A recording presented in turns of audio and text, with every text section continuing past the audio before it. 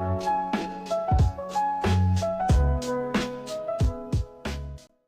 and welcome to today's episode of the Growth Advantage podcast. Today I'd like to introduce you to Dr. Huang, one of the world's leading experts on the correlation between high iron levels and health, and founder and president of Ion Skincare.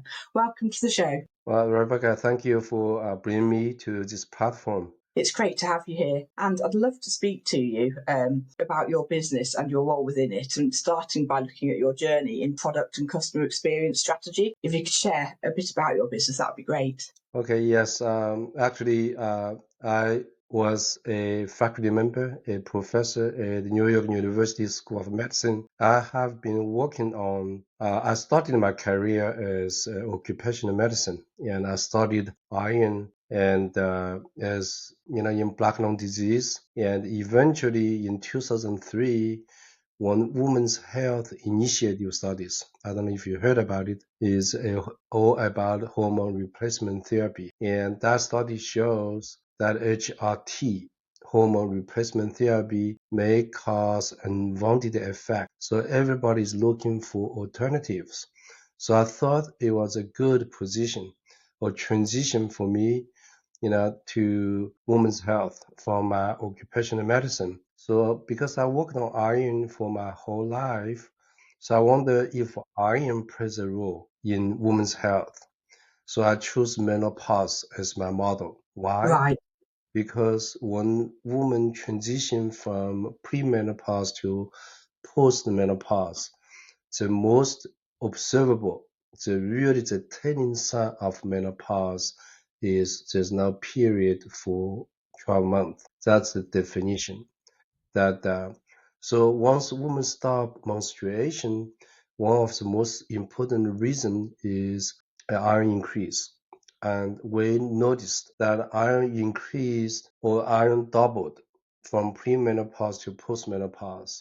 Then I also noticed that 2/3 of the iron, or I could call it excess iron, is excreted through the skin. And iron is really the root cause of oxygen free radicals through Fenton and Haber-Ross reaction. And that was known in 1890s. And I think also that's the reason people use antioxidants. But you can imagine antioxidants is popular, right? It's widely used to fight oxidants for anti-aging. But you don't address the root cause, because iron is there, keep producing oxidants. In one day, your antioxidants is going to be consumed. In this case, you have very limited effects. When I see this and when I understand this, then I told myself we need to remove iron from the skin. Once you remove iron from the skin, you stop oxidation. Then theoretically you don't need antioxidants. So it's a much better approach. It's more proactive and it's more preemptive than antioxidants. And that is how I started. Fantastic. It sounds like a really interesting sort of area that you're going into there. And it obviously, like you say, women go through menopause and the changes in their bodies may not be aware of this. How are you striving to achieve growing this awareness amongst your sort of client base or the target market that you're working on? This is very tough. And I think for this brand, and we are so special and we need education. And the most difficult part when I say you have to remove iron or remove excess iron from your skin, people will think about first, hey, more is better. Why you want to remove it? So this is really a education. And actually, I have to educate my customers. There are two distinct parts of iron. One is iron is essential. So there's essential iron, then there's excess iron. Excess iron is really that causes damage. But in the medical field, iron deficiency is known for almost 2 centuries. So it is really educated in the medical community, is also educated in public health. But iron is a double-edged sword. Too little cause problem, that is iron deficiency, and I also call it true iron deficiency, and that is easy to be treated with iron supplements. But on the other side of the picture is excess iron. and we never heard about it. That's the part I need to educate people, and it takes time, you know. So that's why I think you provided me a good platform to educate people here. Great. We're really happy to be sharing this video for you and getting this message out. How do you go about identifying and understanding and truly connecting with that audience for your products and services? Like you say, you want to get that education out. Can you walk us through your process for customer research and where you're finding customers at the moment? Well, there's a couple of things we tried, and the first thing is by free samples. You know, we give people free samples. We wrote white papers and publishing in the right space. For example, I just had a publication talking about the critical role of iron levels in skin tones, skin aging, and photo Right. aging. And in each, I published that paper in International Journal of Women's Dermatology. And I think the education has to be from top to the bottom. There's education through the dermatologist, doctors, but also I have white papers. I have all the approach is from the bottom to the up, from bottom up.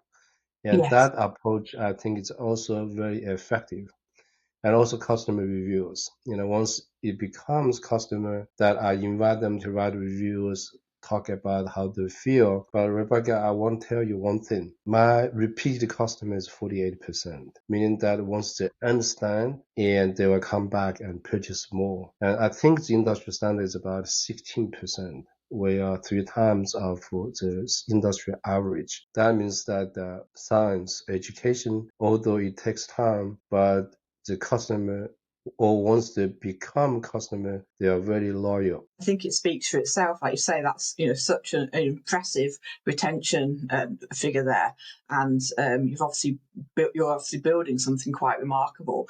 What's the next challenge in getting it into the right hands? And could you elaborate perhaps more on your approach to marketing and user acquisition? What strategies you found most effective in reaching and engaging with your ideal customers, and what perhaps have been some of your biggest learnings or pivots that you've had to make in that journey so far? Well, this is a very difficult question, and I don't think I really have an answer yet.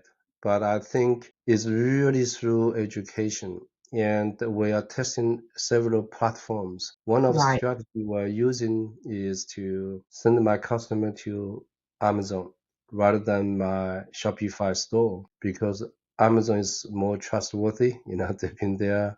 They have Yes. very good return policy, so customer has no worries about ordering. There's the skincare is so competitive, and everybody has their own story. And how to really convince a email subscriber to a customer. I tried all kinds of methods, messages, but I think it comes to really the differentiation. And that differentiation between Ion, my brand, and all other brands is we have a technology that is earlier, proactive, and truly efficient. Sounds amazing. And you've mentioned a few times now about the importance of educating sort of your target market and in order to encourage people to buy the product and then to see the value in repeating the usage of the products. What does that education look like? Do you have a website? Do you do webinars or videos? How are you getting that education across to people? Well, mainly through emails. I have many email lists. People come to the website, leave their emails there, so I can send them emails about all the education, product feature. But also, I think in the future, like podcast and going to meetings. And I've been invited to many scientific meetings and as a presenter. And but I don't really participate in consumers meetings, and hopefully that's going to change. I think like the platform here, that if I can just provide education to people, if they buy the product, that would be great. But if they don't, I'm fine with it. But I just want to bring this to the public's attention. Excess iron is not good for your body. I didn't talk about that yet. It's not good for your skin either. Absolutely. And, I think, like you say, if you can sort of use different platforms to get that message out there, then the product is sort of a bonus on top of that can help people. But getting that message out there, like you say, seems very important, obviously, to you and to people that do not understand. Like you say, it's so well known about having iron deficiency, which is something that I've suffered with myself. But iron overload is I think, like you've said before, something that people don't realise the significance of, or even that it exists. So looking at the current landscape, what's one significant challenge or opportunity that you see either in product development or customer engagement that perhaps is something that you're looking to move towards? Well, I think the first thing I need to explain you one concept, and then I can explain the opportunity. One big thing is about another term we call the functional iron deficiency. Right, Have you heard about this? So functional iron deficiency is different to iron deficiency. right, Functional iron deficiency is in elders in the aging population is that when you go to see a doctors and you blood test, that's what normally we check it to check only essential iron, and that iron could be really you are low, and so you call it functional iron deficiency. But as we get older, there's more iron in the body, so your blood iron is low, but it doesn't mean your tissue iron is low. Actually, you right, have sufficient iron, you just cannot use it.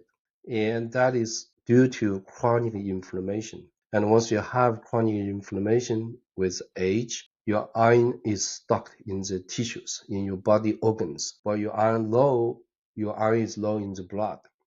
So your doctor may tell you, hey, you need OTC iron tablets. In fact, you don't, because you have sufficient iron, you cannot use it efficiently. So that's how it comes, that you need rebalance. So it's not about more is not about more or abundance. It's about rebalance.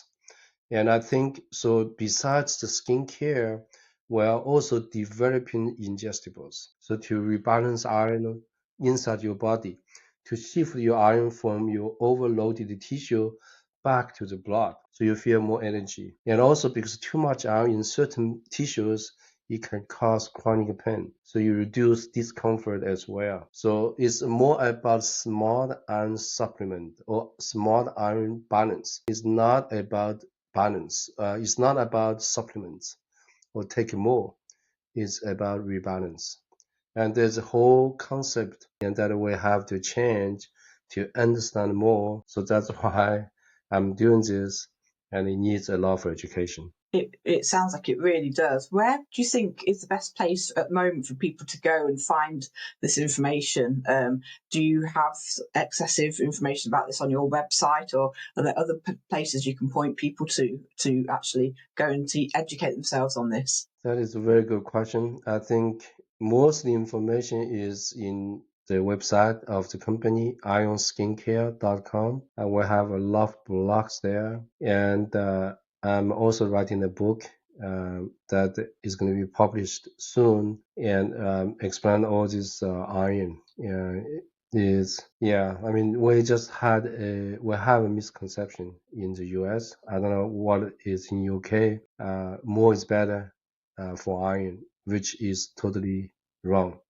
And I think I should mention even in the US, if you go to a supermarket and buying cereals, breakfast, it's still iron supplemented, it's iron fortified.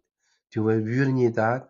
In these days, there's food is plenty, and that iron fortification policy was implemented in World War II. That at that time we don't have enough food, so we need supplement iron. But now time has changed.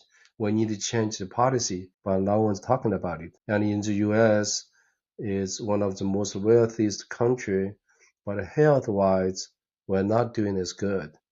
And I think this excess iron plays a role in American public health. Like you say, some of these outdated things, such as adding iron to cereals, etc. Perhaps people will purposefully go for those types of products, seeing that they're fortified with iron, and then maybe that's causing them to sort of overload their iron intake. So obviously it's really clear to get those messages out there. Regarding your products now, what is your range like? What kind of products do you actually have?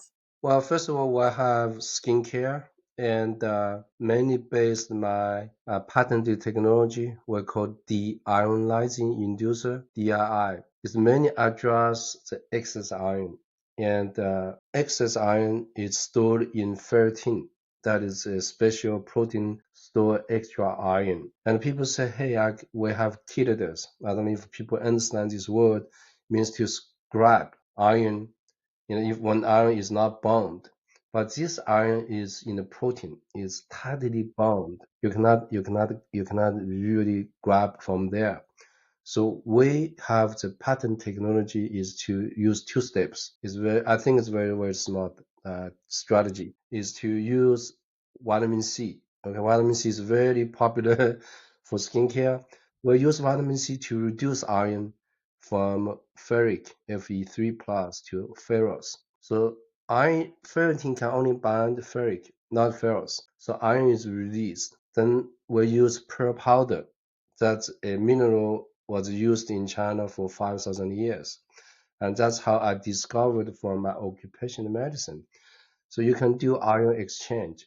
So pearl powder is like a clearing agent. It just clear or absorbs iron released by vitamin C. Then it's irreversible. The iron cannot go back. So when you wash your skin, your iron is gone. That's the technology we call the ionizing inducer technology.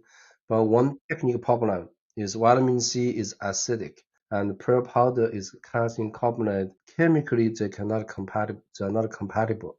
They can react. It took me 7 years.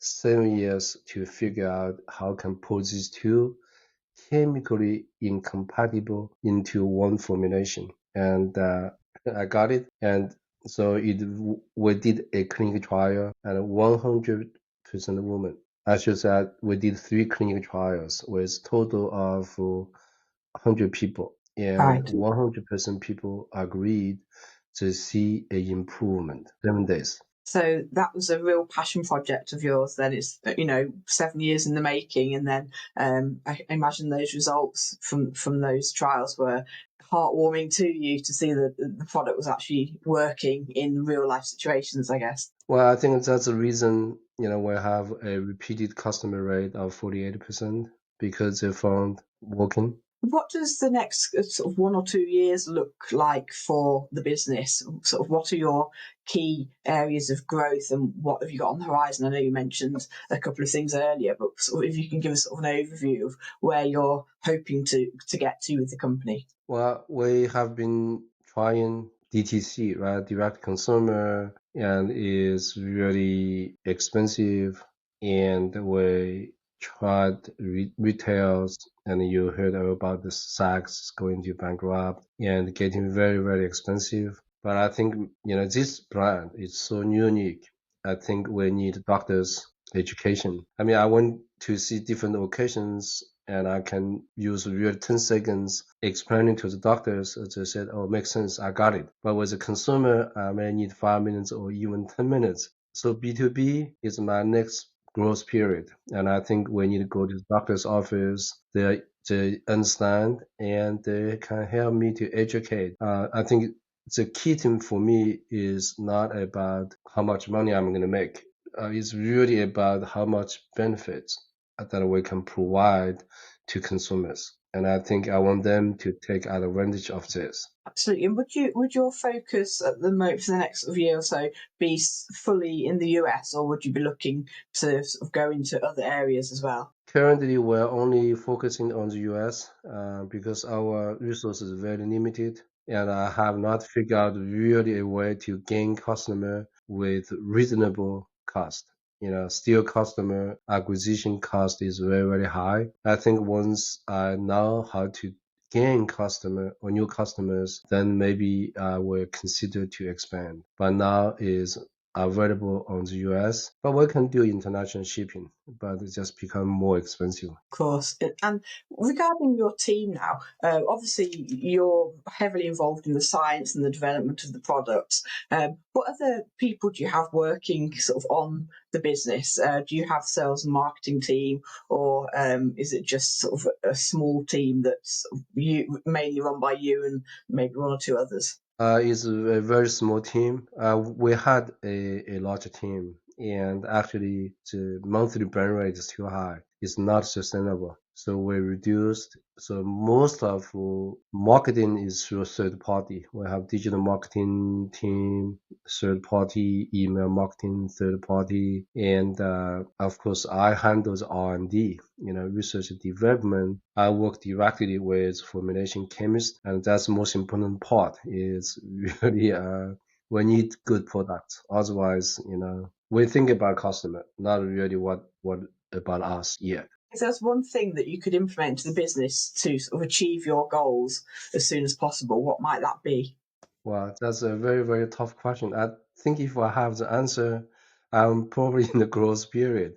Well, I think is that education. I mean, I really want to educate people. Once people understand, they will purchase, and once they use a product, they'll keep using it. So I would say the magic wonder is education through different channels. But I'm not sure it's going to work. But this is one of my best guess. Okay. Yeah. Oh, fantastic. It's been great speaking to you, Dr. C. And this conversation's been incredibly insightful and truly engaging, especially hearing about your dedication to educating people, particularly sort of the women of a certain age going through menopause, etc., making people more aware about iron overload and then sort of introducing them to your products. It's clear that you're not just building products, but you're truly crafting sort of an exceptional experience and solving real problems for your users. And many of the challenges and opportunities that you've touched upon today are sort of areas that we really want to highlight to people, so that people can be more aware of what it is you're trying to teach people and where they can find you to learn more about this and to see your amazing products. It's been great speaking to you today, and I wish you every success in the future. Well, thank you so much. As I said before, this is a great platform, to provide education. Thank you. You're very welcome.